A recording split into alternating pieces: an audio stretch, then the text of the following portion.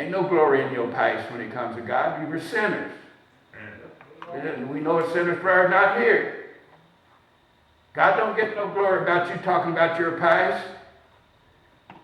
But he does get glory about you talking about a desire to want to stay saved and walk in the midst of the paradise of God.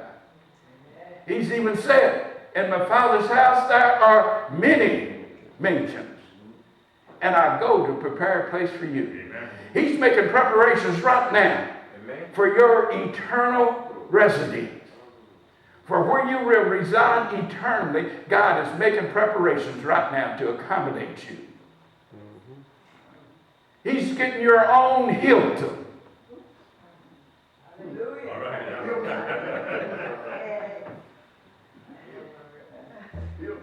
All prepared for you. Based upon not what you did, but what you've got to do. All right. What is it that you got to do? Keep the faith. Amen. When I had a desire, I need to write unto you concerning the common salvation. Right. Jude said it was needful. Right. It was needful for me to write unto you and to exhort you that you should honestly contend for the faith that was once delivered into the saints. Yes, sir. You want a Hilton in the sky? Contend for the faith. Not any faith, but the faith. Amen. That's how you make it. That's how we got to leave this thing, is that we've got to worry about where we're going. God, you know, I'm traveling up here, and if there is misfortune, it ain't going to be in those miles that I've done driven. Huh? Amen. I don't forget about those, about having a wreck. But I got to worry about the miles that's remaining. That's right. Huh? Yes, sir. What's ahead of you? And we see it every day. We see it every day. So we've got to just change the way we think when it comes to this plan of salvation. We got to stop feeling so good and so happy about where we come from and start feeling good and happier about where we're going. This is just simple talk. Amen. It's just simple talk. We got to do that. Else the devil going to steal your crown. Mm-hmm. Next thing you know, you still worried about where you've been. You know, commercial. They got this commercial on. They just, CNN. I listen to CNN when I'm on the road through satellite radio. See what's going on in the world, because you need to keep up with what's going on in the world. And have the Weather Channel accidents up in front of you when you're traveling. So, you know, I listen to all of that. But they have this commercial, one of the new commercials they've been running. Every time it goes for a commercial break, it says B.B. King and Lucille. And all of the B.B. King songs are coming on its own channel and everything. And you start looking back at the past, and next thing you know, you know. Huh? Before you know it. Sir, you don't even know it, and you.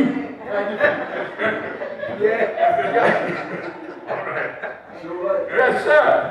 See, that's why Paul said, what did Paul say? He put it even in a more vile way. He said, I count it all but dung.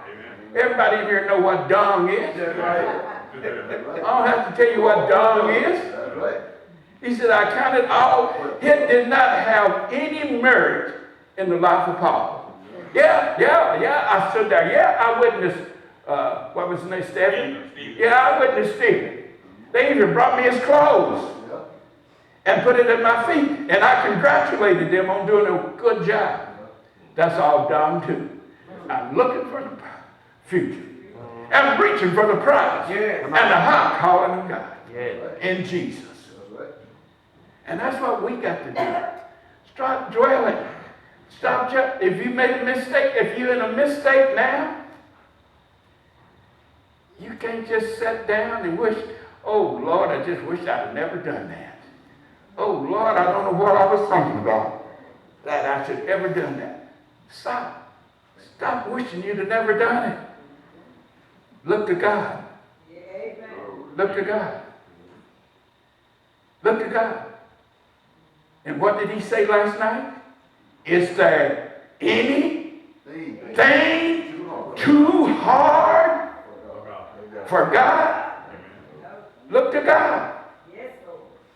Is there anything too hard? More you dwell on your mistakes, the more you beat up on yourself. And find there ain't nothing left in you to beat up on. And you wither away. Look to God. No matter what it is. It may look impossible to man. And it is impossible to man. But with God, he says, all things are possible. We got to believe that. Oh, I done messed up. My kids find out what I done. You know, I done messed up my family fortune on Bolita. I don't have Bolita no more. Powerball. Messed up my fortune on Powerball and everything. Lord have mercy. Church found out. You know, it's so egregious until best thing me just leave the church before this gets, you know, exposed. No, you never leave the church for nothing. I don't care what you've done. You don't leave the church. I don't care how egregious it is, you don't leave the church. Amen. You stay there and let God fix it for you. And if you stay there, God will fix it. Because what he say? We know a sinner's prayer is what? But he that what?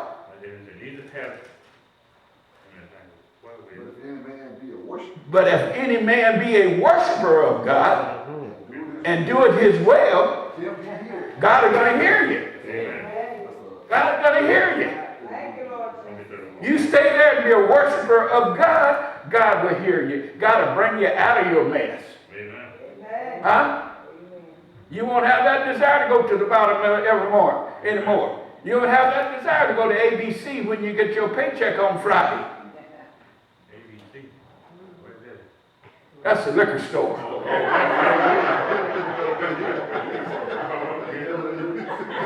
You want to have that stuff. Walk around there. All you got to show for in your life is a room full of empty liquor bottles. See, all you got to show for. There's a whole bunch of backyard full of empty liquor bottles. Yes, sir. Let God fix it. God will fix it right. Next question. That was a good question. Good question. One more. Yes.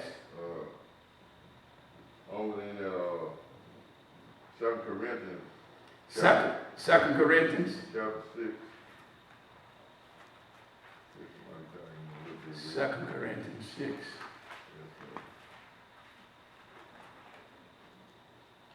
You all get your questions out. And the 14 verse. 6 and 14. All right, what does it say? Be ye not unequally yoked together with unbelievers. Mm-hmm. For what fellowship have righteousness with unrighteousness? And what communion have light with darkness? Okay. Be you not Unequally yoked mm-hmm. together with unbelievers. For what fellowship have righteousness with unrighteousness? And what communion have light with darkness? Mm-hmm. And what concord has Christ with Belial? And what part has he that believeth with an infidel? Mm-hmm. 16. And what agreement has the temple of God with ours? For ye are the temple of the living God. Mm-hmm. as God has said, I will dwell in them and walk in them, and I will be their God, and they shall be my people. Wherefore come out from among them, and be ye separated, says the Lord, and touch not the unclean thing, and I will receive you, and will be a father unto you, and ye shall be my sons and daughters, says the Lord Almighty. Okay.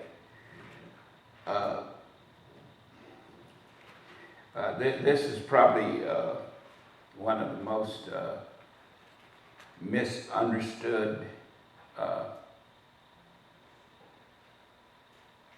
passages in the New Testament. It is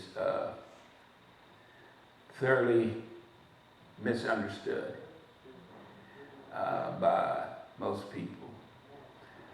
Here, God is talking about more than anything. He is talking about heathens. When the children of Israel left out of Egypt, all while they were in bondage in Egypt, before they went to Egypt, they knew one God.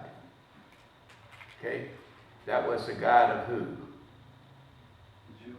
God of Abraham, God of Isaac, and the God of Jacob. While they were in Egypt, even though the Egyptians had 40,000 other gods, all while they were in Egypt, they knew one God, the God of Abraham, God of Isaac, the God of Jacob. When they came out of Egypt, they knew one God. God of Abraham, God of Isaac, and the God of Jacob. Mm-hmm. Because of disobedience on behalf of the grown-ups, this was supposed to be, I think, a 10-day journey from Egypt to the Promised Land. It was supposed to be a very quick journey that took 40 years. Instead of days, it took 40 years because of disobedience on behalf of the men that came out of Egypt. In that 40 years, that disobedience turned into a greater sin. It turned into a greater sin by inducing the worshiping of idols, the worshiping of other gods, the worshiping and the attractions of other behaviors apart from that behavior that had been set forth in the church by that one God of Abraham, Isaac, and Jacob. The protocol in the church began to be trampled on. Now they find nations there that worship other gods and give praise to other gods. And because of their own lust and indifference, they take up with these nations. And when they take up with these nations, this man, he takes a wife, even he may be king. Say Ahab. Say Ahab.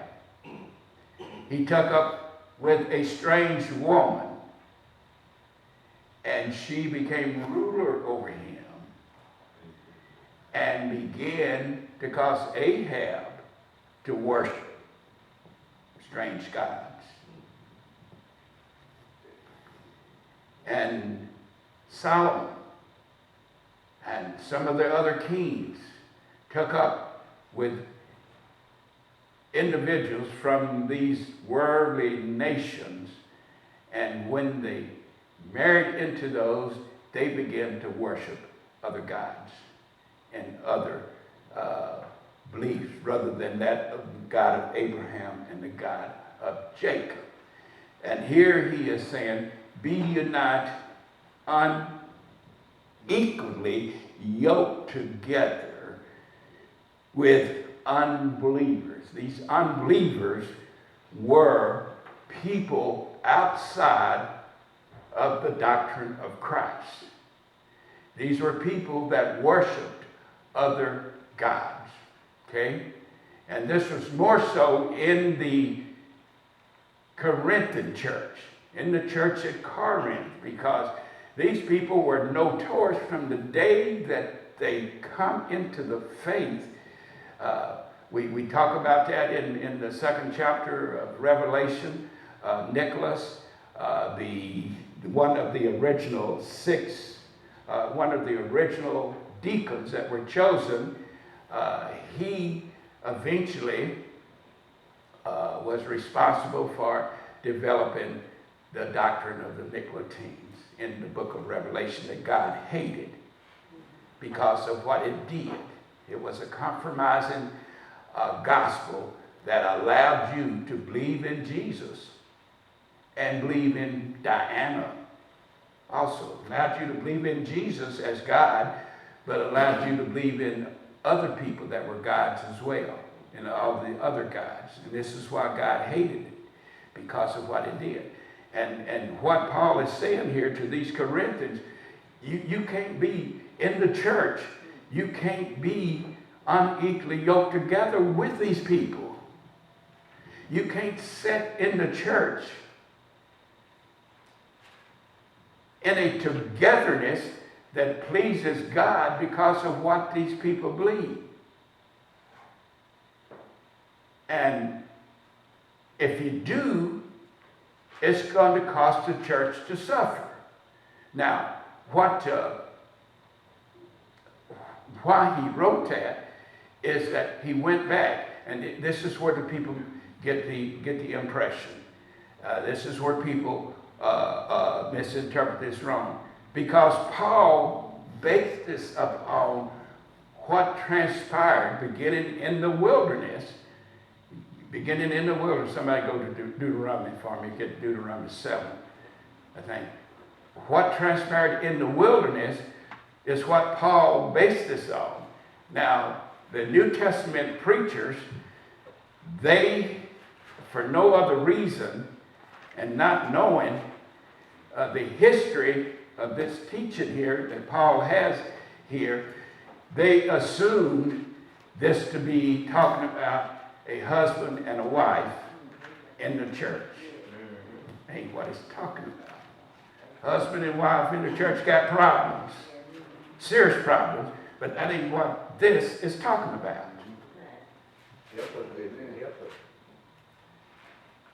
And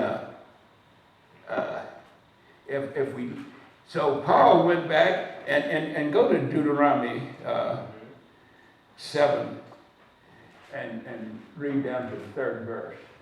Then the Lord thy God will bring thee into the land whether thou goest to possess it. And the Lord thy God will what? Bring thee into the land whither thou goest to possess it. And have cast out many nations before thee, the Hittites, the Jebusites, and the Amorites, all those nations. Perizzites, Hivites, and Jebusites, 7 nations greater and mightier than thou. And when the Lord thy God shall deliver thee before thee, and when the Lord thy God shall deliver them before thee, thou shalt smite them and utterly destroy them. Thou shalt make no covenant with them, nor show mercy unto them. Neither shalt thou make marriage with them. Thy daughter thou shalt not give unto his son, nor his daughter shalt thou take unto thy son. Okay, and this is what it's talking about, is not to have any relationship with these people that believe in another God. Because if you do, if you go and you take a daughter from these people, when she gets in the bed in the heat of passion, You're going to give in, honey. It won't hurt you to go to the temple of Baal.